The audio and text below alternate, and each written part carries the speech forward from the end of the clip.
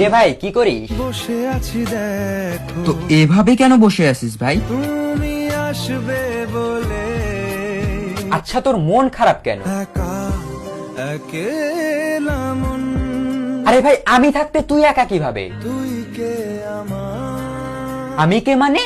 আমাকে তুই ভুলে গেলি? না রে না, ভাই তুই কি তোর লাইফে ভালোভাবে বাঁচতে চাস না? বেঁচে থেকে লাভ কি বল, বেঁচে থেকে লাভ কি মানে?